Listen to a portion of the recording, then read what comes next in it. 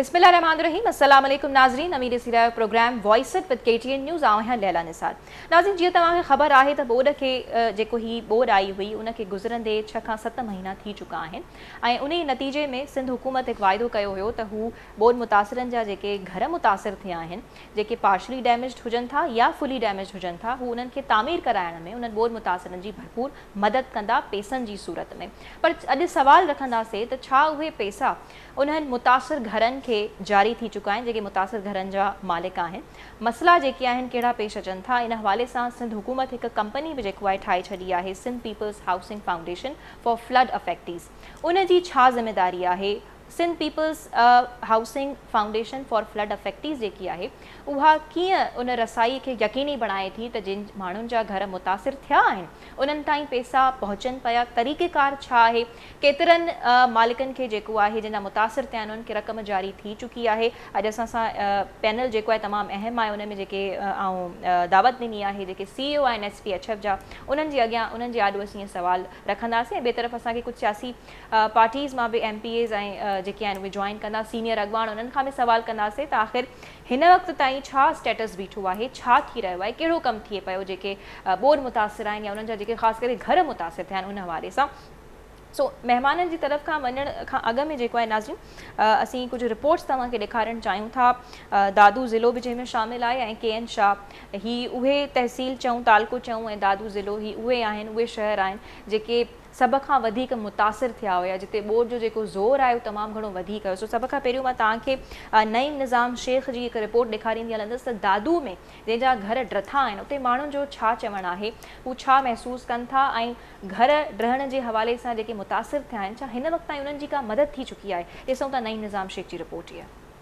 सिंध जे ॿियनि शहरनि जीअं बरसातुनि ऐं महाबोर जे पाणी दादू ज़िले में वॾी तबाही मचाए 8 लख माण्हुनि खे बेघर करे छॾियो आहे।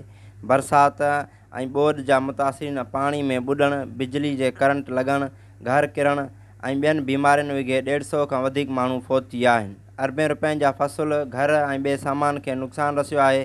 पर 8 महीना गुज़रण बावजूदि मुतासिरीन जा दर्द जीअं जो तीअं आहिनि। KTN न्यूज़ जी टीम जॾहिं जोही ऐं केनशाह तालुकनि जे ॿोॾि मुतासिर इलाइक़नि में पहुती त रुञ ऐं सुञ जा जी झोईंदड़ मंज़र हुआ।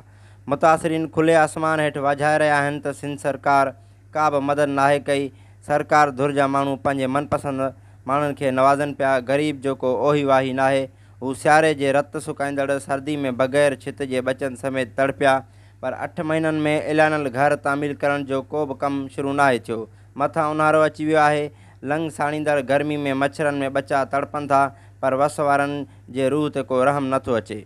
सॼे ॻोठ में तक़रीबन 500 घर आहिनि। 500 घर में वञी 50 घर बचियो आहे, न त इहे सोभ पकियूं जायूं जेके सरंदड़ आहिनि उन्हनि जा ई बचिया आहिनि। बाक़ी सॼो पट थी वियो आहे। हिते तक़रीबन 90% गुरबत में गुज़ारो अथनि। हे सॼो सियारो असां सीउ में ॾकिया आहियूं, वरी मथां ऊन्हारो थो अचे। हथ सां असांखे ॿोड़े वरी सर्वे करायूं। सर्वे वारा पैसा बि अञा आयल आहिनि। केॾीमहिल चवनि था त ॾींदासीं, केॾीमहिल वरी पहिरीं ते वरी 5 ते। असां हिन आसरनि में यको घर कखां ठहियो लॻा पिया आहिनि, ठाहियो ई कोन। तंबुनि में गुज़ारो आहे। मींहुं बरसातूं कोन मिलियो असांखे कुझु बि। अलाह जी नालो वठी वेठा आहियूं ईअं बसि। जॻह किरी पिया आहिनि। असांखे घर ई कोन थो मिले, इन कोन था असां ग़रीब वेठे कोन मिलियो। असां ईअं वेठा आहियूं कखाण जा जॻहनि में। असांजे घर ई आहे तबाह लॻा पिया आहिनि। सर्दी में बि असां ईअं सूरनि सां गुज़ारिया आहिनि। नंढड़ा असांजा बचड़ा आहिनि। हाणे गर्मी ईंदो त असां छा कंदासीं, काॾे वेंदासीं? असांखे कुझु बि न मिलियो आहे। असां ईअं वेठा आहियूं, न राशन न पाणी न कुझु आहे। कुझु न आहे, कुझु न आहे। असांखे कुझु न ॾिठो न असांखे मिलियो ई आहे। असां ईअं ई वेठा आहियूं पधर पट ते, न भित न अड़ न ओड न छा कुझु बि न आहे। का शइ न मिलिया आता 6 मिलिया बोर्ड चा का शइ है सरकार न दहा कुछ तो न मिलिया। बाक़ी 6 मिलिया घर हश किथे मुझो घर तव्हांजे साम्हूं आहे कखणा घर आहिनि। असां जॾहिं ॿोॾि मां निकिरी वियासीं इतबार कंदे असां कुझु बि न कयो। मथां अलाह ॾिसे थो पंहिंजा बचड़ा खणी असां महफ़ूज़ कया आहिनि। उन खां पोइ बि असांखे न राशन आहे, न अन्न आहे, न पाणी आहे, न की गवर्नमेंट जी तरफ़ां असांखे कुझु। हीअ घर ॾठा पिया आहिनि। हाणे असां घर कखण ठाहे पाण वेठा आहियूं। न कोट आहे न दीवार आहे। ख़ुदा जे सदके असांजी मालिकी कयो, मदद कयो। जेको तव्हां ऐलान कयो आहे उन तव्हां ऐलान ते बि कोन बिठायो कंहिं ग़रीब खे भला एतिरो ॾियो पंहिंजो को अझो ठाहे। थी वियो अॼु आसिरे में हूंदो। सुभाणे पैसा मिलंदा। 15 तारीख़ ॾींदासीं, पहिरीं ॾींदासीं, 10 ॾींदासीं। रुपयो बि कोन मिलियो। पाण पैसा लोड़ियूं बुखनि ते वेठा आहियूं, सभु शइ मिटी पैसनि ते, भो पैसनि ते खाई विया। किरोड़े खरबे डॉलर मिलिया अथनि, रुपयो बि न, को लख किरोड़ कोन मिलिया अथनि, किरोड़े डॉलर मिलिया अथनि। ॿोझा भरिजी आया, पाचका भरिजी आया इस्लामाबाद में, ॾिनो ग़रीबनि खे रुपयो बि कोन्हे। चवंदा अञा असांखे मिले, असां ॾींदासीं कोन, अवाम जो यार अवाम खां वठंदासीं। हुकूमत चयो त तव्हांखे पहिरियों किस्त ॾींदासीं, तव्हां पंहिंजा घर ठहिरायो। पैसा कोन्हनि, नंढड़ा बच्चा धुप ते वेठा आहिनि, उहे हाणे छा कचियूं पकियूं सिरूं अधड़नि सां वरी गुज़ारो पिया था कयूं, कमु पिया था करायूं। हुकूमत खे पहुचे महिरबानी करे वज़ीर आला खे, वज़ीर आज़म खे असांखे ॾियनि त असां पंहिंजो अझोत ठाहिरायूं बचण जे लाइ। ॾिसी पियो थो सॼो मुल्क पधरो लॻो पियो आहे, पाण पिया था ठाहिरायूं, मज़ूरी पाण पिया था, मज़ूर नंढड़ा वॾा बच्चा पंहिंजा पाण असां मज़ूरी पिया था कयूं। हुकूमत को बि मालिकी न कया, असां पंहिंजो ॾिस पाण था ॿार वीचारा कमु था कनि, गप जो कोठड़ियूं ठाहिनि था मिटी जा। हाणे इन्हनि मां छा थींदो, मड़े भला बचनि जे लाइ कुझु अजड़ो कयूं। गर्मियूं अची विया आहिनि, हिन महिल ते कुझु बि कोन मिलियो आहे, न राशन थो मिले, न का शइ न। जेके अचनि था पाण इंजोत वारा पंहिंजे मनपसंदि माण्हुनि खे ॾेई हलिया था वञनि, ग़रीबनि वटि केरु थो कोन थो अचे। वक़्त जे हुक्मराननि ऐं लाॻापियल अख़्तियारनि खे अखि खोलणु खपे। मुतासिरीन जी बहाली लाइ हंगामी बुनियाद ते उपाउ वठी घारनि खे बंदि ऐं मज़बूत करण लाइ अमली क़दम खया वञनि। कैमरामैन अल्लाह बख्श खुश सां गॾु नईम निज़ाम शेख, KTN न्यूज़, दादू। जी नाज़रीन, ही तव्हां नईम निज़ाम शेख जी रिपोर्ट ॾिठी त कीअं उहो कुझु माण्हू ॾेखारनि पिया ऐं एतिरो अरसो गुज़रण बावजूद बि उन्हनि जी का मदद कोन थी चुकी आहे। पर ख़ैर बहरहाल इहो असां वधीक प्रोग्राम में जेके आहिनि असां सां SPHF जा CEO उन्हनि खां वधीक सम्झंदासीं त छो मदद न थी चुकी आहे, छो उन्हनि खे घरनि जे लाइ पैसा जेके आहिनि न मिली सघिया आहिनि। ऐं ॿिए तरफ़ KN शाह तालको जी बि नाज़रीन सैयद मसरूर असगर शाह आहिनि, उन्हनि खां असीं हीअ रिपोर्ट उन्हनि जी तव्हांजे आॾो रखंदासीं। उन्हनि बि हीअ रिपोर्ट ठाही आहे, उन्हनि खां बि उहे असांखे कुझु ॾेखारनि था त KN शाह जा हिन वक़्त ताईं छा अपडेट्स आहिनि। छो त KN शाह बि उन्हनि शहरनि मां हिकु शहर हुयो जेको तमामु घणो मुतासिर हो, जिते बाक़ाइदा ॿोझ जे दौरान नाज़रीन ॿेड़ियूं हलनि पियूं। त अचो तव्हांखे KN शाह जी बि असीं रिपोर्ट ऐं हालत ॾेखारे छॾियूं। ही मसरूर शाह जी रिपोर्ट तव्हांजे आॾो पेश आहे। जी बिल्कुलु लैला, लखे माण्हुनि खे बेघर कंदड़ ॿोॾ खे 7 महीना गुज़री चुका आहिनि, पर हिन वक़्त ताईं बहाली ख़्वाब बणियल आहे। ॿुधाए पियो वञे त रेवेन्यू डिपार्टमेंट पारां डॉक्यूमेंटेशन करे मुतासिरनि जी 52,342 जेके फुली ऐं पार्शली डैमेजिस थिया आहिनि घरनि जा, उहा लिस्ट लाॻापियल इदारनि ॾांहुं मोकिली वई आहे। जॾहिं त NGOs खे फिज़िकल वेरिफिकेशन जे लाइ असाइनमेंट ॾिनी वई आहे, पर हिन वक़्त ताईं उहो बि जेको मामला हुजनि था उहे फाइनल न थी सघिया आहिनि, जंहिंजे करे हज़ारे ॿोॾ मुतासिर जेके आहिनि हिन वक़्त ताईं बेयारो मददगार बेघर आहिनि, उहो उन्हनि जी ज़िंदगी बहाल न थी सघी आहे। ऐं मुख़्तलिफ़ NGOs जी तरफ़ां मुख़्तलिफ़ हंधनि ते जेतोणीकि घरनि जी मरमत करे ॿोॾ मुतासिरनि खे घर ठाहे ॾिना विया आहिनि, पर उहे बि नाकाफ़ी हुजनि था, छाकाणि जो ॿोॾ मुतासिरनि जो तइदादु तमामु घणो हुजे थो ऐं डैमेजिस तमामु घणा हुजनि था, जंहिं करे उहो पंहिंजी ज़िंदगी जेकी आहे तकलीफ़ में उन्हनि जी मुब्तला आहे। मुख़्तलिफ़ वक़्तनि ते कमेटीज़ जोड़ियूं वयूं आहिनि, पर उन्हनि मां बि ख़ातिर ख़्वाह हिन वक़्त ताईं नतीजा न मिली सघिया आहिनि। ऐं ॿोॾ मुतासिर हिन वक़्त बि जेको सो सरकार जी सहायता जा मुंतज़िर हुजनि था। जी लैला।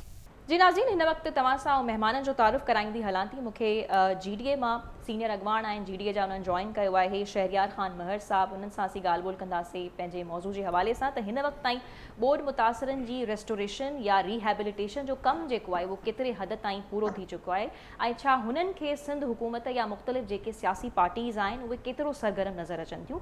ऐं ॿिए तरफ़ मूंखे जॉइन कयो आहे ख़ालिद शेख साहब, जेके CEO आहिनि Sindh peoples housing foundation for flood affectees जा। ख़ालिद साहब बि तमामु अहम माण्हू आहिनि हिन पैनल जा, जंहिंखां असीं पुछंदासीं त छा ही जेके घर ड्रथा आहिनि, जेके ॿोॾ जे सबबु नुक़सानु पहुतो आहे, त ही जेकी पैसनि जी या फंड जी डिसबर्समेंट आहे उहा केतिरे हद ताईं मुकमल थी चुकी आहे, थी बि आहे या सिर्फ़ु हिन वक़्त ताईं सर्वे हले पियो। इहो असांजे ॾिसंदड़नि जे लाइ सम्झण लाइ तमामु ज़रूरी आहे। ख़ालिद शेख साहब, अस्सलाम वालेकुम, आपका भी बहुत शुक्रिया कि आपने ज्वाइन किया। शहरियार साहब, अस्सलाम वालेकुम, तव्हांजी बि वॾी महिरबानी तमामु टाइम ॾिनो हिन अहम मौज़ू ते ॻाल्हाइण जे लाइ। ऐं टे तरफ़ नाज़रीन मूंखे जॉइन कयो आहे PTI जा सीनियर अॻवान आहिनि शहज़ाद कुरैशी साहब। शहज़ाद साहब सां बि ॻाल्हाईंदासीं त PTI केतिरो अॻिते रही। शहज़ाद साहब, अस्सलाम वालेकुम, आपका भी शुक्रिया ज्वाइन करने के लिए। शुक्रिया जी। ऐं नाज़रीन टेलीफोन लाइन ते मूंसां गॾु मौजूदु आहिनि पीपल्स पार्टी जा सीनियर अॻवान आजिज़ धामरा साहब। अस्सलाम वालेकुम आजिज़ साहब, तव्हांजी बि महिरबानी, तव्हां टाइम ॾिनो प्रोग्राम जे लाइ। जी महिरबानी। जी प्रोग्राम तमाम मेहमाननि जी इजाज़त खां शुरू करणु चाहींदसि, शुरूआत करणु चाहींदसि ख़ालिद शेख साहब खां, जेके हिन वक़्तु ॾाढे अहम कम में मसरूफ़ आहिनि ऐं उहो अहम कमु असां सभु जेके ॾिसंदड़ आहियूं या असीं जेके प्रोग्राम बि कयूं पिया सम्झणु चाहियूं पिया त ही जॾहिं ॿोॾि आई हुई उन्हनि सबबु घरनि खे नुक़सानु पहुतो त उन खां कुझु महीना बाद सिंध हुकूमत हिकु ऐलान करे पई, तमामु घणो अहम ऐलान, त जेके पार्शली डैमेज्ड घर आहिनि यानी जंहिंखे घणो नुक़सानु न पहुतो आहे उन्हनि जे लाइ कुझु पैसनि जो ऐलान थिए थो ऐं फुली डैमेज्ड घरनि जे लाइ बि पैसनि जो ऐलान थिए थो, पर उहे हिन वक़्त ताईं पैसा मिलंदे असांखे नज़र न आया आहिनि। छा कारण आहे? वरी उन जे दौरान असीं ॾिसूं था त सिंध पीपल्स हाउसिंग फाउंडेशन जो ऐलान थिए थो, हिकु सिंध पीपल्स हाउसिंग फाउंडेशन ठही वञे पई ॿोॾि मुतासिरनि जे लाइ त जीअं उन्हनि जा घर उन्हनि खे ठाहे ॾिना वञनि। त सम्झंदासीं ख़ालिद शेख साहब खां त छा रिस्पॉन्सिबिलिटी आहे सिंध पीपल्स हाउसिंग फाउंडेशन जी ऐं कहिड़ो कमु हली रहियो आहे? ख़ालिद साहब आपकी तरफ आना चाहूँगी। सबसे पहले तो हमारे देखने वालों को बताइएगा, एक बड़ी कन्फ्यूजन सी है, सब जब आपस में बैठते हैं, मुतासरीन जब आपस में बैठते हैं इनफैक्ट, तो वो यही कहते हैं कि पैसे घरों की तामीर के लिए पता नहीं कब मिलेंगे, या हम जब उनके साथ जाके पूछते हैं पास जाके तो वो कहते हैं कि लोग आए थे पूछ के चले गए लेकिन पता नहीं है कि कब मिलेंगे, कब घरों की तामीर होगी। तो सबसे पहले क्लियर कीजिएगा कि इसकी रिस्पॉन्सिबिलिटी क्या है SPHF की?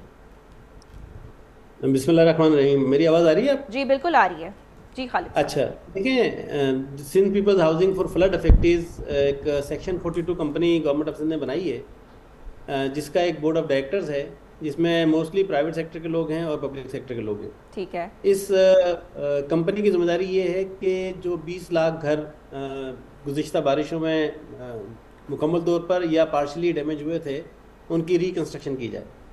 तो इस सिलसिले में हमने अगस्त से लेकर अक्टूबर नवंबर तक एक सर्वे किया जिसमें पाकिस्तान आर्मी के भी लोग थे, डिस्ट्रिक्ट एडमिनिस्ट्रेशन के भी लोग थे, और एक बेसिक डेटा हमने क्रिएट कर लिया जिसमें हमने कोऑर्डिनेट्स के साथ वो सारा डेटा हासिल कर लिया जो कि बेनिफिशरी डेटा कहलाता है। अच्छा, मैं आपसे अर्ज़ करूं कि आपकी बात बिल्कुल ठीक है कि लोग इस बात से परेशान हैं कि जी 3-4 महीने हो गए हैं और अभी तक जो है वो घर बनना शुरू नहीं हुए हैं। तो मैं अर्ज़ करूं कि एक थोड़ा सा प्रोसेस में टाइम लगता है। हमने कंपनी बनाई, उस कंपनी की फॉर्मेशन में बोर्ड ऑफ डायरेक्टर्स हुए, कंपनी फॉर्म हुई, उसका स्टाफ हायर हुआ, उसमें हमने इम्प्लीमेंटेशन पार्टनर्स हायर किए 5 जो कि जिनका काम ये था कि उस डेटा जो इनिशियल डेटा था उसकी वैलिडेशन करें। क्योंकि देखें सबसे बड़ा चैलेंज जो हमें सामने आ रहा था वो ये आ रहा था कि हमारे जो बेनिफिशरीज हैं उनका अकाउंट नहीं खुला हुआ। अभी भी मैं आपसे अर्ज़ करूं कि हमारी जो वैलिडेशन है, इस वैलिडेशन का प्रोसेस में हम तकरीबन 50,000 घर जो है वो वैलिडेट कर चुके हैं गुज़िश्ता 15 दिन में। हमारा टारगेट ये है कि हम इन 3 महीने में जो नेक्स्ट 3 मंथ्स हैं, अप्रैल, मई, जून, इसमें हम टोटल वैलिडेशन कर लेंगे और उनके तमाम जो बेनिफिशियरीज हैं उनके अकाउंट खुलवा लेंगे। अच्छा, अप्रैल मई जून तक? हाँ, ये लेकिन इसका ये मतलब नहीं है कि बेनिफिशरीज के मकान बनना शुरू नहीं होंगे, वो शुरू हो चुके हैं। 1000 डिसबर्समेंट हम कर चुके हैं 1000 घरों की, और अगले 10,000 घरों के लिए हम 2 हफ्ते का टाइम यानी 1000 घरों को, अगर मैं अपनी नाज़रीन के लिए आसान लफ्जों में कहूँ कि 1000 घरों को आपने SPHF के तहत पैसे दे दिए हैं उनके घरों के लिए? बिल्कुल दे दिए, अकाउंट्स में आपने दे दिए हैं। और वो उसमें तादाद जो है वो किन की है? पार्शली डैमेज्ड घर शामिल हैं या फुली डैमेज्ड घर? स्टार्टिंग में हम फुली डैमेज्ड को टेकअप ज़्यादा जल्दी कर रहे हैं क्योंकि फुली डैमेज का मतलब ये है कि उन लोगों के पास घर नहीं है। पार्टली डैमेज का मतलब ये कि कोई दीवार टूटी हुई है या कोई। ठीक है खालिद साहब, आपका अहम पॉइंट आ गया कि आप जून तक कह रहे हैं कि आप इस प्रोसेस को, सर्वे को जो है आप मुकम्मल कर लेंगे, और आपने 1000 घरों को जो है, एक चीज और ऐड कर दूं जी, और तकरीबन 50,000 से 70,000 घर की कंस्ट्रक्शन भी शुरू हो चुकी होगी इसी 2 महीने में। 50,000 घरों की? जी जी जी, 50,000 घरों की कंस्ट्रक्शन शुरू हो चुकी है? हो चुकी होगी विद इन दीस 3 अच्छा, हो चुकी होगी बाय जून। ठीक है, ठीक है, ओके, ठीक है। शहरियार साहब, तव्हां जी तरफ़ अचणु चाहींदसि, यकीनन असां सां गॾु आज धामरा साहब भी मौजूद आहिनि, उन्हनि खे बि उन्हनि जी तरफ़ भी वेंदासीं। शहरियार साहब, तव्हां GDA सां ताल्लुक़ रखो पिया, तव्हां ही जेको SPHF आहे इनखे साराहींदा? ही साराइण जोॻो अमल आहे? ही जेके सिंध सरकार पैसा अनाउंस कया आहिनि, वरी इन्हनि हिकिड़ी कंपनी बि ठाहे छॾी आहे, त तव्हांखे बाक़ाइदा सरगर्म नज़र अचे पई ॿोॾि मुतासिरनि जा जेके अहुंज असीं चऊं या जेकी उन्हनि जूं दर्द जूं कथाऊं आहिनि उहे इन शइ सां कुझु कवर थी सघनि थियूं? बिल्कुल थी थियूं सघनि ऐं जेको हिननि सिंध पीपल्स हाउसिंग प्रोजेक्ट जेको ठाहियो आहे ऑर्गेनाइजेशन इहा ॾाढी चङी ठाही आहे ऐं असांखे ख़ालिद साहब जी कैपेबिलिटीज़ ते फेथ आहे।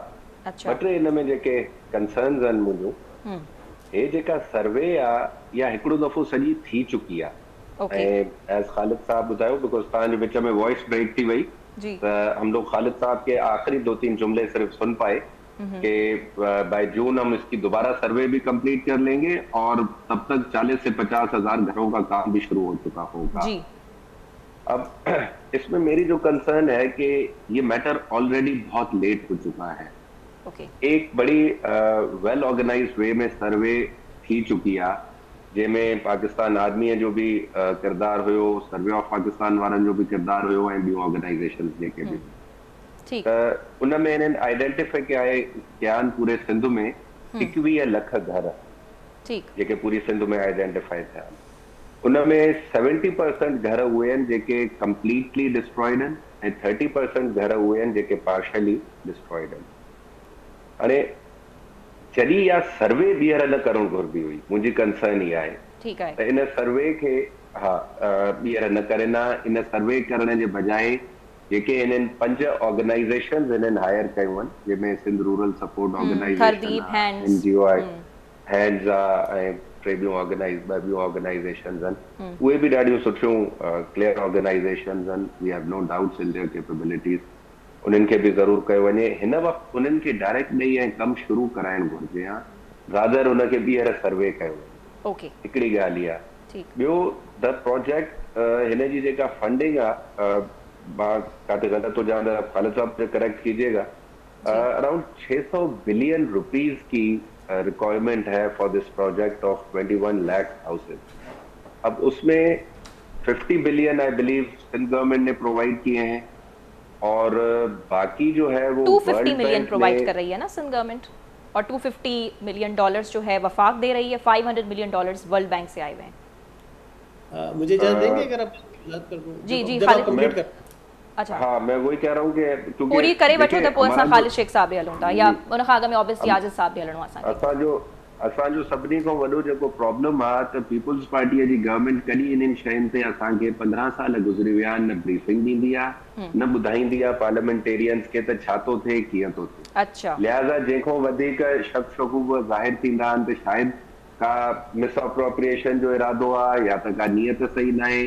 तॾहिं असां हर दफ़े असेंबलीअ में बि ऐं आउट ऑफ असेंबली बि रिक्वेस्ट कंदा रहंदा आहियूं गवर्नमेंट खे त तव्हां महिरबानी करे पार्लियामेंटेरियंस खे असां रिप्रेजेंटेटिव्स खे अहिड़ियुनि शयुनि ते ब्रीफिंग ॾींदा कयो। कमेटी रूम यानी इन हवाले सां तव्हांखे कंहिं बि क़िस्म जी ब्रीफिंग न ॾिनी वई आहे सिंध सरकार पारां, पर ही जेके ऑफिशियल अनाउंसमेंट्स थियनि थियूं छा उन में पंहिंजी तव्हां ग़लती नथा सम्झो त शायदि तव्हांजो ध्यानु न हुयो या ऑफिशियली हुननि खे इहे ब्रीफिंग्स ॾियणु लाज़िम आहिनि हुननि जी तरफ़ां? ॾिसो हे जेके मां फिगर्स तव्हांखे ॿुधायां थो इहे ज़रूरु मां ॿुधियूं आहिनि त तव्हांखे ॿुधायां थो न त मां इहे ऑफिशियल अनाउंसमेंट ॿुधियूं आहिनि, कुझु ॿुधियूं आहिनि पर in proper way as MPs as representatives of the area. त हाणे सीरियसनेस ॾिसो गवर्नमेंट जी त आज़िज़ धामरा साहब न पब्लिक रिप्रेजेंटेटिव आहे न हुनजो को इन हाउसिंग प्रोजेक्ट सां को ताल्लुक आहे न हुनखे को अहिड़ो रोल आहे। अच्छा पर हू हिकु सियासी पार्टी सां ताल्लुक त रखनि था। आज़िज़ साहब तव्हां वटि आवाज़ अचे पियो, हू समूरी सिंध हिन में जेको आहे सरगर्म हुई त उन हवाले सां असीं उन्हनि खे रुजू कयो आहे। जेके कंसर्न शहरियार साहब उथारिया आहिनि त ॿीहर सर्वे जेको आहे घरनि जो छो थी रहियो आहे ऐं उन सां गॾोगॾु हू चवनि था त असांखे का ब्रीफिंग जेको आहे कोन ॾिनी वञे पई सिंध हुकूमत जे पारां त ॿोॾि मुतासिरीन जो हिन वक़्तु छा स्टेटस आहे? बिस्मिल्लाह रहमान रहीम। ॾिसो पहिरीं ॻाल्हि त मां हिकिड़ी वज़ाहत कंदो हलां शहरियार महर साहब जे लाइ त आज़िज़ धामरा तव्हांजे हाउस जो MPA त कोन्हे को पर आउं पार्टी जो सिंध जो स्पोक्स पर्सन आहियां ऐं जेतिरी नज़र तव्हांजी सियासी सूरत हाल ते आहे मां सम्झां थो हिकिड़ी ॻाल्हि साईं ॾाढी सुठी कई आहे त ब्रीफिंग मिलणु खपे। हाणे इहा ज़रूरी कोन्हे पर अख़लाक़ी तौर ते बिल्कुलु मिलणु खपे। ऐं इहा ॻाल्हि संदसि ही ॻाल्हि सिंध गवर्नमेंट ॿुधी रही आहे त संदसि ॻाल्हि खे आउं बि सेकेंड थो कयां त ब्रीफिंग्स मिलणु खपनि हाउस जे अंदरि बि मिलणु खपनि ताकी वधीक जेके शयूं आहिनि हिकिड़े पोर्शन महर साहब जो वो बिल्कुल इतफाक तो करे ट्रांसपेरेंसी जे तरीक़े सां या जेके ऑर्गेनाइजेशन थर्ड पार्टी तौर ते जेके उते चेक कंदियूं कम के त भाई पैसा जेके फर्स्ट फेज में ॾिनल आहिनि माण्हू उन्हनि जी फाउंडेशन ताईं बि आया आहिनि या न आया आहिनि, जेकॾहिं आया आहिनि त सेकेंड किस्त बि उन्हनि खे मिलंदी, जेकॾहिं न आया आहिनि त ज़ारिया उन में ब्रेक थी वेंदी हली।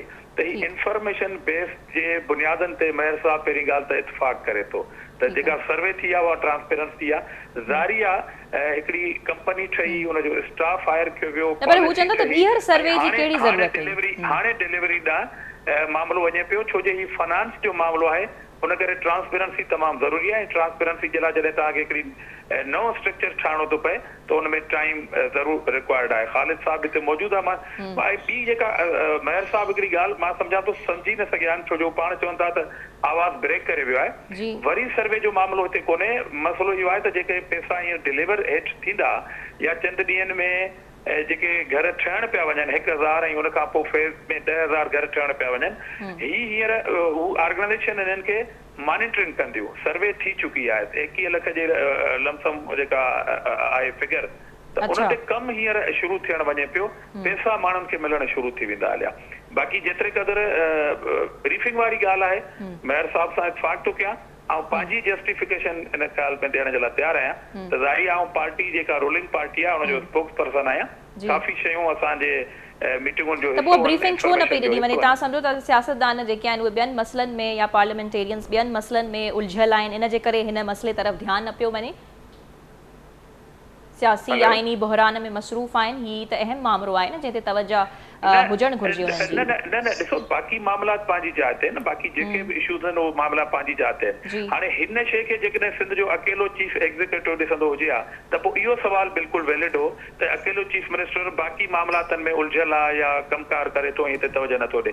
हिते त बाक़ाइदा तव्हां पाण ॿुधो त हिकिड़ी अलॻि हिकिड़ी कंपनी ठही आहे, हिकिड़ी सोसाइटी आहे, बोर्ड ऑफ उनजो डायरेक्टर्स आहिनि, उन में थर्ड पार्टी तौर ते पंज ऑर्गेनाइजेशन उन में खई वियूं आहिनि ऐं उनखां पोइ अकाउंट खुलणु जेको आहे उहो हिकिड़ो इशू रहे थो। त ही सभु जेके टेक्निकल इशू आहिनि उहा अथॉरिटी पाण पई ॾिसे न। ठीकु आहे, यानी तव्हांजे मुताबिक़ कमु जेको आहे ॾाढो स्मूथली हले पियो, सिंध हुकूमत ॾाढो तरीक़ेकार सां हले पई, कंपनी ठाहे छॾी, ट्रांसपेरेंसी एग्ज़िस्ट करे थी। न त इन्हनि प्रोग्रामनि में मेयर साहब वारा वरी ट्रांसपेरेंसी ते सवाल उथारींदा, इन करे मां जेका संदन जाइज़ ॻाल्हि आहे उनखे सपोर्ट थो कयां, सेकेंड थो कयां ऐं उनखां पोइ चवां थो त हिन सॼे मूवमेंट में तव्हांखे कंपनी ठाहिणी हुई, तव्हांखे ट्रांसपेरेंसी सां पैसा माण्हुनि खे डिलीवर करणा आहिनि ऐं अकाउंट खोलण, जीअं ख़ालिद साहब जंहिं ॻाल्हि तरफ़ इशारो कयो आहे उहो पंहिंजी जाइ ते ऑन एयर प्रोग्राम में वेठा आहियूं। ठीकु आहे, सो तव्हां चओ पिया त ॿीहर ही सर्वे न पियो थिए पर मॉनिटरिंग जे लाइ टीम्स जेके आहिनि उहे वञनि पियूं ऐं विज़िट कनि पियूं, इहा बि शइ असां सम्झंदासीं त मॉनिटरिंग ऐं सर्वे में छा फ़र्क़ु आहे? जी जी आरिफ साहब, हिते असां ॿी डिबेट में हलिया वेंदासीं। असां सां गॾु मौजूदु आहिनि PTI खां बि तालुक़ रखनि था सीनियर अॻवान आहिनि शहज़ाद कुरैशी साहब, उन्हनि जो बि मौक़िफ़ असीं शामिल करण जी कोशिश कंदासीं। शहज़ाद साहब, आप मुझे पूरा भरोसा है कि आपको सिंधी जो है वो समझ आ रही होगी और तमाम गुफ्तगू से आप क्या अंदाज़ा लगा सके हैं, आपको जो ये सिंध हुकूमत के जो अभी इस वक्त इक़दाम इन्होंने लिए हैं, एक कंपनी बिल्ड कर ली है और जो सैलाब मुतासरीन के घरों के हवाले से तामीर करने के लिए आप इसको अप्रिशिएट करेंगे? बड़ा अच्छा काम हो रहा है, जिस तरह से रकम जारी होने वाली है फुली डैमेज्ड घरों के लिए, हज़ारों के लिए तो हो भी चुकी है और घर बनने जा रहे हैं, आप इसको अप्रिशिएट करेंगे? जी, सबसे पहले तो मैं लैला आपको कहूंगा कि आपने मेरे पे ट्रस्ट किया कि मुझे सिंधी समझ में आती है, तो मेरा दिल खुश हुआ और वाकई मुझे सिंधी माशाल्लाह बहुत अच्छी तरीके से समझ में आती है। मैं सिर्फ ये कहना चाहूंगा यहाँ पर सबसे पहले तो एक पॉइंट ये है, क्या हमें सिंध गवर्नमेंट पे एतबार है, ट्रस्ट है, वो माजी से हमें सीखना पड़ेगा। माजी में इन्होंने जो जो प्रोजेक्ट शुरू किए, जिन जिन जगहों पे इन्होंने कंपनीज बनाई, जहाँ जहाँ CEO हायर किए, जहाँ जहाँ बड़े बड़े दावे किए, वहां पर इनकी परफॉर्मेंस हमेशा जीरो नजर है।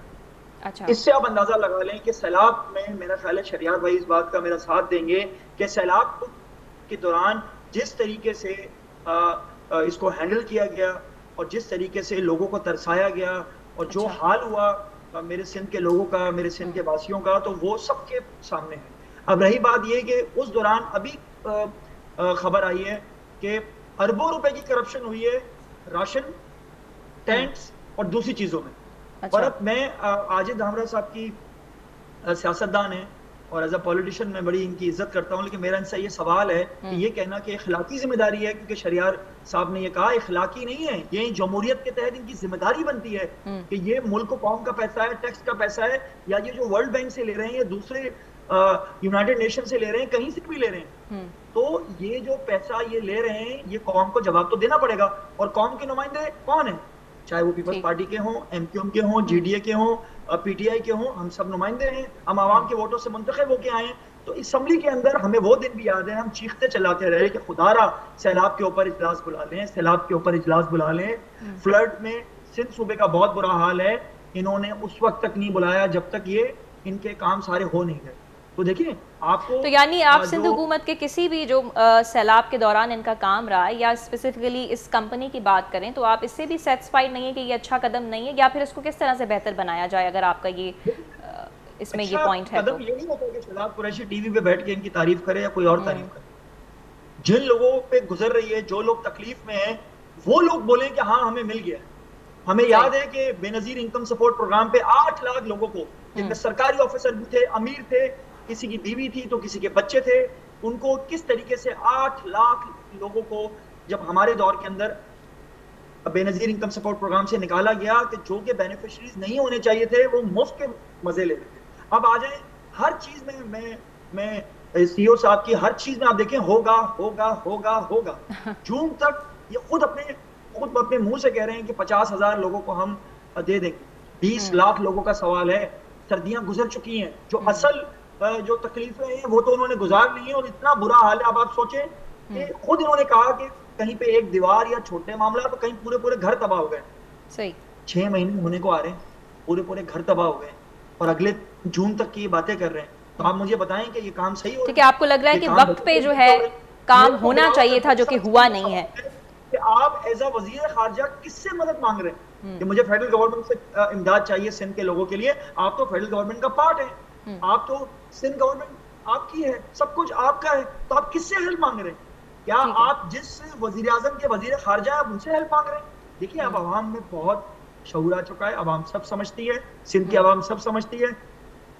ठीक है, आपकी पीपल्स पार्टी से ये कंसर्न्स हैं, लेकिन मैं आप दोनों से भी पूछूंगी कि आप भी एक बड़ी सियासी जमात से ताल्लुक रखते हैं, आपने सैलाब के दौरान क्या किया 6-7 महीने गुजरने के बाद? जी शहजाद साहब, मैं आपको फिर से मौका दूंगी, लेकिन चूंकि हमारे साथ खालिद शेख साहब भी मौजूद हैं, तो लेट्स टॉक टू हिम और उनसे पूछते हैं ज़रा कि कहाँ से फंड्स आए हैं वो, और जो कन्फ्यूजन्स ये प्रिवेल कर रही हैं हम उनसे ज़रा पूछ लेते हैं। खालिद शेख साहब, थोड़ा बताइएगा कि ये जो फंड्स वगैरह, क्या वर्ल्ड बैंक ने भी आपको जो है फंड्स तो नहीं कह सकते हैं कि उन्होंने आपको कुछ जारी किया है रकम की सूरत में, और वो आपने इस्तेमाल करना उसको शुरू कर दिया है, या फिर ये जो अलग से सिंध गवर्नमेंट भी अपनी तरफ से कुछ दे रही थी $250 मिलियन, और फिर वफाक भी दे रहा था $250 मिलियन, इसको ज़रा क्लियर कीजिएगा कि ये आ कहाँ से रहे हैं, कौन दे रहा है, कैसे ये आप घरों की तामीर का वो कर रहे हैं? पहली बात फंड की कर लेते हैं। देखें, फंड्स में $500 मिलियन वर्ल्ड बैंक ने अप्रूव किया है, जिसमें से 61 मिलियन टोटल मनी जो है वो उन्होंने अप्रूव कर दी है। $61 मिलियन हमने उनसे लिए हैं कि 3 महीने में हम $60 मिलियन खर्च करेंगे, एक बात। दूसरा, गवर्नमेंट ऑफ सिंध ने 5 अरब रुपए जारी कर दिए हैं। ये बगैर सूद के ये फंड्स हैं, ये बगैर सूद के, क्या हमें उनको, या ये लोन है, सॉफ्ट लोन, ये सॉफ्ट, शहरियार साहब बिल्कुल ठीक कह रहे हैं, ये सॉफ्ट लोन है जो कि वर्ल्ड बैंक ने दिया है $500 मिलियन का, ओके, जिसकी पाकिस्तान रुपए में जो तकरीबन 130-40 अरब रुपए मालियत बनती है। ठीक है, इस तरह 5 अरब रुपए गवर्नमेंट ऑफ सिंध ने जारी कर दिए हैं, और गवर्नमेंट ऑफ सिंध ने 50 अरब रुपए कमिट किए हैं as of now for this project. ये तो होगी फंडिंग का सोर्स किया है। शहरियार साहब की बात में थोड़ी सी वजाहत करता हूँ, बिल्कुल इन्होंने ठीक बात की है। देखिए मैं अर्ज करूँ जी, जो सर्वे शहरियार साहब हमने कराया था ना, जब अब हमने इम्प्लीमेंटेशन पार्टनर्स हायर किए, they are not redoing the survey, वो वैलिडेशंस इस तरह कर रहे हैं कि हमारे 92-93% लोगों के पास अकाउंट ही नहीं थे। ओके, तो अब वो वैलिडेशन करने के साथ साथ जो हमने इम्प्लीमेंटेशन पार्टनर हायर किए हैं, उनका पर्पस ये है कि उस कोऑर्डिनेट पे वो जाएं, उनका डेटा जो मिसिंग है उस डेटा को फिल करें, उसकी हैंड होल्डिंग करें, उसका अकाउंट खुलवाएं, उसको ट्रेनिंग दें। हमारी इंजीनियरिंग टीम उनको ट्रेनिंग दे रही है, ट्रेनर दी ट्रेनिंग प्रोग्राम, और अकाउंट्स भी आप ही खुलवाने में मदद कर रहे हैं, आप ही उनको गाइड कर रहे हैं? जी। इम्प्लीमेंटेशन पार्टनर जो हमने हायर किए हैं, और शहरिया साहब ने बिल्कुल ठीक कहा कि ये पाकिस्तान की 5 बड़ी इम्प्लीमेंटेशन पार्टनर्स फर्म्स हैं, जो अच्छी खासी रेप्यूटेबल फर्म्स हैं। हमने किसी छोटी फर्म को हायर नहीं किया। SRSO है, NRSP है, सेफको है, हैंड्स है और थरदीप है। ठीक है, ये इम्प्लीमेंटेशन पार्टनर्स हैं हमारे, ये वैलिडेशन कर रहे हैं, उनके अकाउंट्स खुलवा रहे हैं डिस्ट्रिक्ट एडमिनिस्ट्रेशन के साथ मिलकर, और यहाँ से SPHF जो कंपनी है यहाँ से सीधे बेनिफिशियरी के अकाउंट में पहली ट्रांच 75,000 की जा रही है। अब आपसे मैं अर्ज़ करूँ कि इससे ज़्यादा ट्रांसपेरेंसी नहीं हो सकती कि बेनिफिशियरी को सीधे बैंक ट्रांसफ़र के ज़रिए 75,000 रुपये मिल जाएँ। जब वो प्लिंथ बना लेता है तो वहाँ से सर्टिफिकेट आता है कि जी इसका ये काम सेटिस्फैक्टरीली हो गया है। उसके ऊपर एक हमने 3 चेक्स रखे हैं। 2-3 चीज़ें मैं आपको ट्रांसपेरेंसी की बता दूं ताकि शहरियार साहब का जो कंसर्न है वो उसको एड्रेस किया जा सके। जी बहुत जरूरी पहली है बात तो ये कि जी इम्प्लीमेंटेशन पार्टनर्स की क्रेडिबिलिटी सब जानते हैं, शहरियार साहब भी जानते हैं, शहजाद साहब भी जानते हैं। ये जो 5 फर्म्स हैं इनकी वैलिडेशन के बाद SPHF से डायरेक्ट बेनिफिशियरी के अकाउंट में 4 किस्तों में पैसे जाएंगे ऑन दी कंडीशंस कि वो उस मेयार की कंस्ट्रक्शन करे जिस मेयार की कंस्ट्रक्शन की उसको ट्रेनिंग दी जा रही है। 1 सेकंड में आपको बताऊं कि हमने जिनका अकाउंट्स एंड ऑडिट से ताल्लुक़ है वो जानते हैं कि दुनिया भर में 4 बिग 4 फर्म्स कहलाती हैं। बिग 4 जो KPMG है, PwC है, EY है और KPMG है और डिलॉइट है। इस प्रोजेक्ट की प्रोजेक्ट इम्प्लीमेंटेशन टीम EY है, Ernst and young. Is project का इंटरनल ऑडिटर जो है KPMG ऑडिटर होगा और PwC ने कमेंट किया है कि वो स्टैट्यूटरी ऑडिटर होगा हमारे इस फर्म का। इससे ज़्यादा ट्रांसपेरेंसी नहीं हो सकती कि 3 पाकिस्तान की जो 4 बड़ी दुनिया की जो 4 बड़ी ऑडिट फर्म्स हैं उनमें से 3 ऑडिट फर्म्स इस प्रोजेक्ट पर ऑडिट कर रही हैं। एक बात।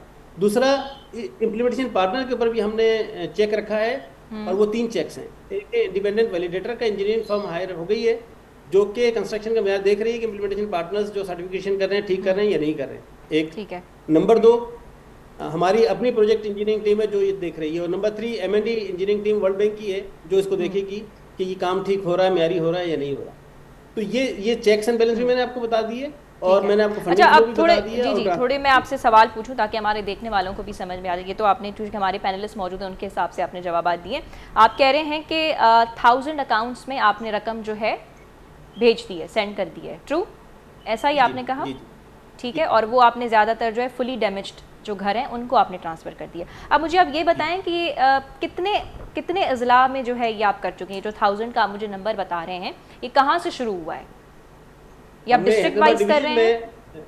हैदराबाद डिवीजन में हमने पैसे रिलीज कर दिए हैं। अच्छा मैं आपसे अर्ज करूँ कि जो ये वैलिडेशन हमारे पास रिसीव हो रही है ये तकरीबन रोज़ाना 5000 से 10,000 बेनिफिशरीज की रिसीव हो रही है। इसमें से फिर हम देखते हैं कि वो कौन से घर हैं जो कहीं वाटरवेज के अंदर तो नहीं आ रहे, तो उनको हम रोक लेते हैं।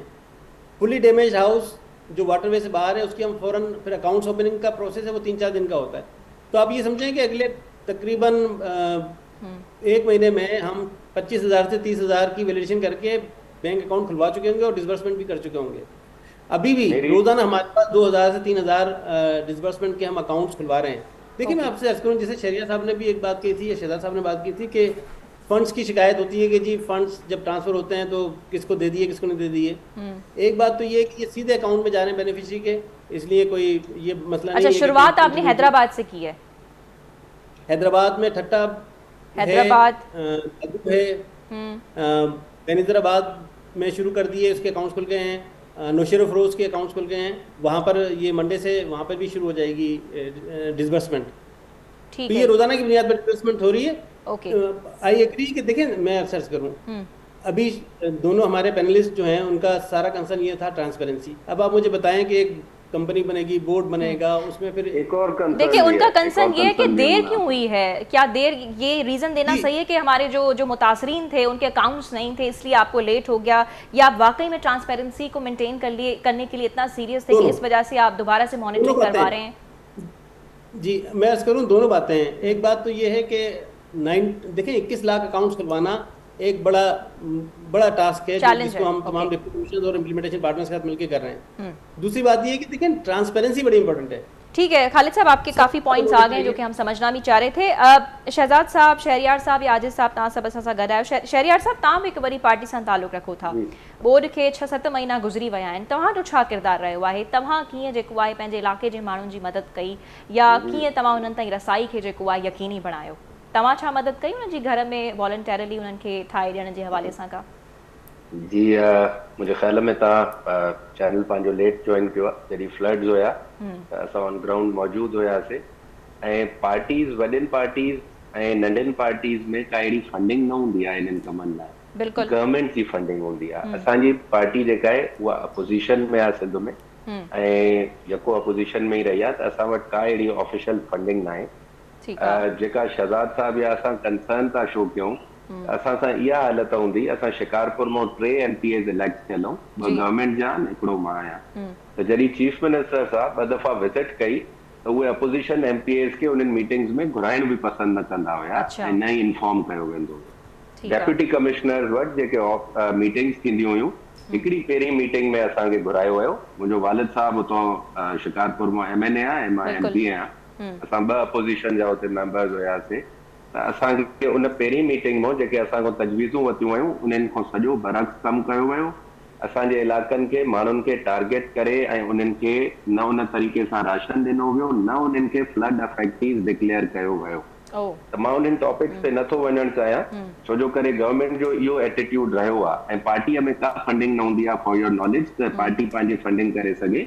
असां बाक़ी पाण पंहिंजे इलाइक़नि में NGOs जे थ्रू, दोस्तनि जे थ्रू जेतिरा मां सम्झां थो यानी फ्लड जे दौरान तव्हांखे पॉजिटिव रिस्पांस हुकूमत जे तरफां कोन मिलो जेका तव्हां पंहिंजी ॻाल्हि कोई बि न हुयो। असां पाण मौजूद हुयासीं ऐं माण्हुनि में गॾु वॉलंटरली तव्हां सभु कमु कयो।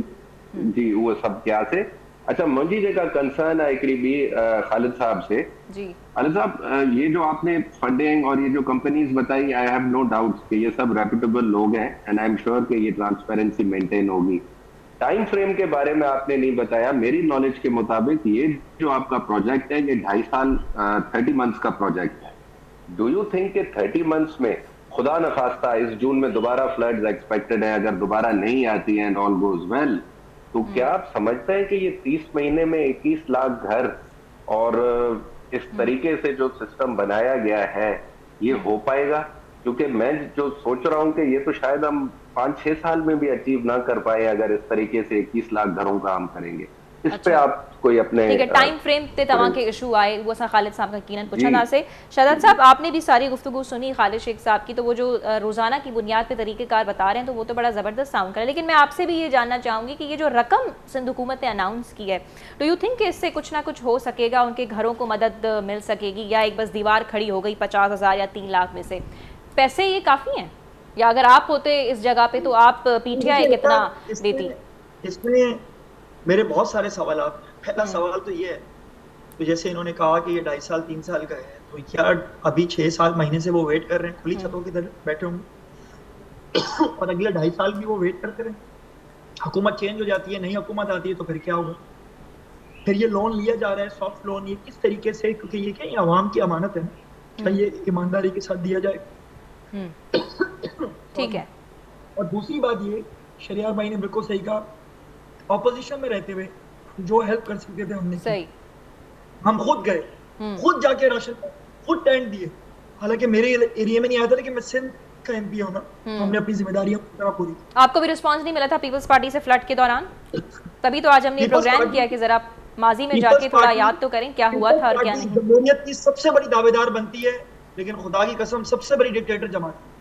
ये जमहूरियत का नाम लेती है, लेकिन ये कभी अपोजिशन को किसी चीज में शामिल नहीं करती। अच्छा, ये आप दोनों से एक सिमिलर पॉइंट जो आया, आजिज़ साहब तमाम से लाइन ते मौजूद आयो। जी हिकिड़ो सिमिलर कंसर्न आयो आहे, पंहिंजे ऑपोजिशन सां ही ताल्लुक़ रखनि था ॿई असांजा जेके सीनियर अॻवान आहिनि, MPAs आहिनि, हू चवनि था त हुकूमत खां हिकु त फ्लड जे दौरान पॉजिटिव रिस्पॉन्स न मिलो, हिकिड़ी अलॻि ॻाल्हि आहे, पर ही चवनि था त तव्हां ऑन बोर्ड बि न वरितो, शामिल भी न कयो सजेशंस में, या कुछ जहिड़ियूं मीटिंग्स थियण घुरिजनि आहे जिते तव्हां गॾिजी वेहो आहे। इहो छा मसलो हुयो? इहो त तव्हां नथा सम्झो त हिन वक़्तु इहा शइ एग्ज़िस्ट करे पई, वॾो मसलो आहे, इहो हिकिड़ो अलमियो बणिजी चुको आहे त पार्टीज़ गॾु विहण लाइ तयारु कोन आहिनि। ॾिसो हिकिड़ी ॻाल्हि, श्योर प्लीज। नंबर 1 त ही नेचुरल डिजास्टर हो, मेगा डिजास्टर, ऐं उन में जेकॾहिं कंसर्न बीइंग अपोजिशन साईं वारनि जो राइट आहे त हू कनि, त पोइ ईअं खणी चइजे त अपोजिशन जा दोस्त पंहिंजे पंहिंजे इलाइक़नि में एक्टिव आहे, बाक़ी सॼी पार्टी सिंध गवर्नमेंट सुती पई, माण्हुनि खे ॿियारो मददगार छॾे वियो। ईअं कोन्हे, हर माण्हू पंहिंजी पंहिंजी जाइ ते, न सिर्फ़ु MPA साहिबान, न सिर्फ़ु MNA साहिबान, न सिर्फ़ु वज़ीर साहिबान, बल्कि हिते NGOs एक्टिव हुई, हिते मुखैर हज़रात एक्टिव हुया, हिते पूरी क़ौम निकिरी पई जंहिं पंहिंजे साम्हूं पंहिंजे वक़्त ऐं वक़्त आर माण्हुनि जी मदद कई। हिन में रुगो गवर्नमेंट साइड जी ॻाल्हि कोन कबी, अख़लाक़ी तौर ते असां सभिनी उन्हनि माण्हुनि खे एप्रिशिएट कयूं था जिन माण्हुनि ने मेगा नेचुरल जेको डिज़ास्टर हो में कमु कयो। अच्छा, शहज़ाद साहब खे मां थोरो रिस्पॉन्स कंदो हलां त GDA बिल्कुलु फेडरल में कान हुई ऐं सूबे में बि GDA जी गवर्नमेंट कान्हे। साईं जिन जो कंसर्न बिल्कुलु पंहिंजे हथ वैलिड आहे जेकॾहिं उहो तनक़ीद करे त। PTI सां चवणु चाहियां थो त जेकॾहिं सिंधी सम्झंदा त वेल एंड गुड, जे न त मां उर्दू में ॻाल्हायां थो त एक ऐसी जमात से ताल्लुक़ रखने वाले शहजाद साहब, ये डिजास्टर सिर्फ सूबा सिंध में नहीं आया था, ये डिजास्टर ने ट्रेवल किया था बलूचिस्तान से तबाही करते हुए खैबर पख्तूनख्वा में। तो पाकिस्तान अफेक्ट थे हो खैबर पख्तूनख्वा में तो वो होटल जमीन बोस हो गए थे और उनकी NOC वहां पर सूबाई हुकूमत इनकी थी जिन्होंने दी थी, कोई इंक्वायरी सूबाई हुकूमत ने करवाई। और उस वक्त PTI डिजास्टर में विक्टिम्स के साथ नहीं थी, अपने एजेंडा के तहत जल्द से कर रही थी। और KPK का हेलीकॉप्टर अगर वहां रेस्क्यू के लिए जो इस्तेमाल होना था और वो इस्तेमाल हो रहा था इनके कायद के जलसों के लिए। तो आप क्या बात कर रहे हैं, मतलब वहां पर दो सूबाई हुकूमत पंजाब और KPK की PTI की थी। यहाँ तो सिंध गवर्नमेंट ने काम किया, चीफ मिनिस्टर ने एफर्ट लिया, वर्ल्ड बैंक को उन्होंने ऑन बोर्ड लिया, ये खतो किताबत हुई। देन आपको ये कंपनी आपको ग्राउंड पे नजर आ रही है ना जिसपे हम बात कर रहे हैं। बाकी सूबों में 3 सूबे हैं पाकिस्तान के, वहां की सूबाई हुकूमत ने क्या किया और वहां की सूबाई हुकूमत किसके अंडर थी, कौन सी पार्टी के अंडर थी, और उस पार्टी के टॉप लीडरशिप से लेके चीफ मिनिस्टर तक कोई एक विजिट दिखा दे, कोई एक काम दिखा दे जो मौजूदा। लेकिन शहजाद साहब सवाल तो ये भी बनता है ना, देखिए अभी यहाँ से शिकायत हो रही है तो बिल्कुल उनका सवाल बनता है। अच्छा आदिल साहब इन ते शॉर्ट रिस्पॉन्स वठी छॾियूं था छो त टाइम बि ख़त्म थी थो वञे पियो। Let's take a quick response from Shahzad साहब। जो सूबाई असेंबलियां आप तोड़वा सकते हैं उन सूबाई असेंबलियों से। अच्छा हिकिड़ो मिनट कंक्लूजन जी तरफ़ प्लीज मूंखे अचण ॾिजो। आदिल साहब तव्हां टेनी सां अर्ज़ आहे हिकिड़ो, ॿुधो मुंहिंजी ॻाल्हि ॿुधो सर। काम करते वहां पर आपकी हुकूमत थी, वहां पर आपकी नालायकी आदिल साहब और जो आदिल साहब इहो असां ॿिए तरफ़ वञूं पिया, वहां पर आप क्वेश्चन कर रहे हैं। बिल्कुल तव्हांजो सवाल वैलिड आहे, उनजो असीं जवाब वठण जी कोशिश कयूं था। आपको हक है मगर आपको ये जवाब देना पड़ेगा। बिल्कुल आपने उस वक्त उन सूबाई हुकूमतों के हेलीकॉप्टर बिल्कुल जंहिंजी जिते हुकूमत आहे उनखे जवाब लाज़िमी ॾियणो पवंदो। आदिल साहब प्लीज मुंहिंजी अर्ज़ हिकिड़ो मिनट मूंखे ॿुधी वठो प्लीज। दिखाया तो बुरा मान गए। ॾिसो हिकिड़ो सवाल तव्हां टिनी सीनियर अॻवाननि खां मुंहिंजो आहे। हिन वक़्तु जेको मुल्क में इंतशार फैलियल आहे, हिकिड़ो अदालती जहिड़ो हिकिड़े पासे ते आहे, सियासी जहिड़ा ॿिए पासे ते आहिनि, हुकूमत ऑपोज़िशन विहण हिक ॿिए सां राज़ी कोन आहिनि ऐं मेजॉरिटी में कुझु पार्टीज़ जेके आहिनि उहे खटो वेठियूं बि आहिनि। आजिज़ साहब, शहरियार साहब, शहजाद साहब, तव्हांखे लॻे थो त असल मसइलनि जी तरफ़ जेको आहे अमा हुकुमराननि जी का तवजह आहे? हिते जेके माण्हू बुख मरनि था या करे ॾिसो था का प्राइवेट कंपनी अटो विराए थी, को राशन विराए थी, उनजे नतीजे में माण्हू मरी था वञनि, उन तरफ़ तव्हांखे लॻे थो त को आहे तवजह? छो त तव्हां काल्ह ई टोरियूं ॿुधो हूंदो सेनेटर मुशाहिद साहब जेके आहिनि उन्हनि बि इहो मशवरो ॾिनो जेके नून लीग सां ताल्लुक़ रखनि था। थोरो ऑनेस्टी सां हिन जो मूंखे जवाबु ॾिजो वन लाइनर में, त तव्हांजी वॾी महिरबानी थींदी। आदिल साहब तव्हां खां शुरूआत थींदसि। जी मां जवाब ॾियां? जी प्लीज। ॾिसो जेके तव्हां हींअर डिस्ट्रीब्यूशन अटे जी ॻाल्हि कई आहे, ॿियनि सूबनि में वाकई माण्हू ॾिसो केतिरा वीचारा शहीद थिया आहिनि, पर सिंध गवर्नमेंट बेस्ट जे थ्रू डायरेक्ट उन माण्हू जे अकाउंट में अटे जा पैसा ॾिना आहिनि, उहो मुस्तफ़ी थियनि पिया। ऐं किथे बि अहिड़ी का भगदड़ तव्हांखे सिंध में घटि में घटि नज़र न ईंदी। ॿिए तरफ़ तव्हां कई आहे त पॉलिटिकल पोलराइज़ेशन खे ख़तमु करण जे लाइ को किरदारु अदा करणु खपे, उन पार्टी सां करणु खपे जेको कंहिं माण्हू सां वेहण जे लाइ तयारु कोन्हे, जेको पंहिंजी ज़ात खां सवाइ ॿाहिरि ॾिसण जे लाइ तयारु कोन्हे। जंहिं ॾींहुं PTI सीरियस थी सियासत जे हवाले सां त इंशाअल्लाह असीं जमहूरी माण्हू आहियूं ऐं असां उनखे वो रिस्पॉन्स कंदासीं। ठीक है शहजाद साहब, आपकी उम्मीद है आपने सवाल समझा होगा। पहली बात तो ये मैं 12 लोग शहीद हुए थे कराची में। जी बिल्कुल। वो भी वही लोग थे जो आटे की लाइन में लगे हुए थे, तो बेचारे आटे की वजह से और पूरे उसकी, और अब तो कराची में गवर्नमेंट की जानिब से डिस्ट्रीब्यूशन नहीं थी, वो प्राइवेट कंपनी थी, डिस्ट्रीब्यूशन नहीं थी, रोका जा रहा है। कराची में उसके रेट गवर्नमेंट की जानिब से डिस्ट्रीब्यूशन नहीं थी। जी उनका जवाब देंगे हम लोग। आईन की बात करते हैं, आईन को तो ये 90 दिन को मानने को तैयार ही नहीं इलेक्शन। अरे भाई आप ठीक है, नहीं अब ये हम लोग कहीं और जा रहे हैं, that is not our topic. Shahzad साहब, आदिल साहब, let's please stick to the topic. Shahzad साहब आप बताएं कि आपने अपने सूबों में सैलाब मुतासरीन के लिए क्या किया? शहरियार साहब तव्हां प्लीज जवाब ॾेई वठो छो त ही डिबेट ख़त्म थियण जी कोन आहे। जी शहरियार साहब। शहजाद साहब प्लीज शहरियार साहब से ले लें हम लोग, क्योंकि मुझे प्रोग्राम कंक्लूड करना है। सूबाई हुकूमत केड़ो रोल पे लेके आयो? जी शहरियार साहब प्लीज। जी शहरियार साहब ॾिसो हे तव्हां टॉपिक तो डाइवर्ट थी वियो, तव्हां टॉपिक सफ़ा बिल्कुल असी जेको है सियासत जी तरफ मुझे ख्याल जी जी तव्हां प्लीज जवाब ॾेई वठो शहरियार साहब। मां इहो तव्हां टॉपिक खां बिल्कुलु डाइवर्ट थी वियो। हाणे उनजो मेन प्रॉब्लम इहो आहे जो आजिज़ साहब असांजो भाउ आहे, दोस्त आहे, हुन लाइ असांखे घणी इज़त आहे, पर उहो हिकिड़ी पार्टीअ जो रिप्रेज़ेंटेटिव आहे, सिंध गवर्नमेंट जो रिप्रेज़ेंटेटिव न आहे। तव्हां ॿिनि एमपीएस खे सॼो आहे, तव्हां को सिंध गवर्नमेंट जो रिप्रेज़ेंटेटिव सॼो आहे, इंफॉर्मेशन सेक्रेटरी वैलिड त थी सघनि था। ही दुनिया रुगो एमपीएस जी कोने शहरियार साहब, हिते ॿिया बि माण्हू रहंदा आहिनि, सभिनी जो राइट आहे। ऐं सेनेटर बि रही चुका आहिनि, असां फॉर्मर जेकॾहिं हुनजी वैलिडिटी की तव्हां ॻाल्हि कयो था त असीं अॻूणनि माण्हुनि खे बि वठंदा आहियूं जेके उहिदनि ते हूंदा आहिनि। आई डोंट थिंक सो ये कंसर्न वैलिड आहे। खैर खालिद शेख साहब आपने यकीन दहानी करवाई है कि प्रोसेस शुरू हो चुका है। दुनिया एमपीएस ते कोने जी जी चनी मेहमान जी चइनी मेहमान जी मेहरबानी। बिल्कुल आजिज़ साहब को मसलो ना है ही I don't think so Shehryar साहब तव्हांखे शायद तीस कन पिया उनके असी पंहिंजी साइड ते रखूं था। खालिद शेख साहब आपकी बातों से मुझे यही समझ में आया है कि प्रोसेस जो है वो जारी है। हैदराबाद, ठट्टा, बेनज़ीराबाद, नौशर व फ़िरोज़ में जो है आपने ये डिस्बर्समेंट शुरू कर ली है और 1000 अकाउंट्स में आपने जो है फुली डैमेज जो घर हैं उनको आपने रकम पहुंचा दी है, ऐसा ही है। और आपकी मॉनिटरिंग टीम्स अभी काफ़ी ज़िलों में जो है एक्टिव हैं। कंस्ट्रक्शन अगले, क्योंकि अब देखें अभी 8-10 दिन रह गए ईद में, ठीक तो है, ये सही है। थोड़ा सा जो फील्ड पे जाने वाला काम है इसमें थोड़ा सा टाइम लगता है। लेकिन अच्छा जो पैसे आप दे रहे हैं उनको आप इंश्योर कराएंगे कि यानी ये वाकई में घरों की तामीर में इस्तेमाल हुए, या आपका सिर्फ काम है कि आपने उनके अकाउंट्स में जो है पैसे सिर्फ ट्रांसफर करने? नहीं पहली केस जो जाएगी क्विकली प्लीज बताइएगा। उसमें पार्टनर जिम्मेदार है कि वो उसने काम शुरू करवाना है, कंस्ट्रक्शन करवानी है और एज पर स्टैंडर्ड करवानी है। ठीक है, अगर वो कंस्ट्रक्शन नहीं करेगा तो वो पैसे रिटर्न करना पड़ेंगे उसको। ठीक है, अगली किस्त नहीं मिलेगी उसको। अच्छा अगर आप टाइम हो तो मैं आपको 1-2 मिनट के लिए स्क्रीन शेयर करना चाह रहा था। खालिद शेख साहब माजरत टाइम की बड़ी कमी है हमारे पास, बहुत शुक्रिया तव्हां चइनी मेहमान जो, वॾी महिरबानी त तव्हां टाइम ॾिनो। ख़ैर जेके अॻूणनि उहिदनि ते बि हूंदा आहिनि असीं नाज़िल उन्हनि खे बि प्रोग्राम में घुराईंदो, पर शायद शहरियार साहब थोरो टीज़ करणु चाहिनि पिया आजिज़ साहब खे। एनीवेज़ तव्हां चइनी महिमान जी अगेन महिरबानी। सो इहो अॼोको प्रोग्राम मेन मक़सदु इहो हुयो त जेके पैसनि जूं असां रड़ियूं ॿुधूं पिया, जिनजा घर टुटी विया, बर्बाद थी विया, तबाह थी विया, उहे हिन वक़्त ताईं कूका ऐं दाहूं कनि पिया त असांखे पैसा आख़िर कॾहिं मिलंदा, हुकूमत कॾहिं मदद कंदी जो असां पंहिंजी का हिकु दीवार या हिकु भित खे बि जेको आहे तामीर करे सघूं। सो इजाज़त ॾींदा, मुलाक़ात थींदी ईंदड़ हफ़्ते। अल्लाह हाफ़िज़।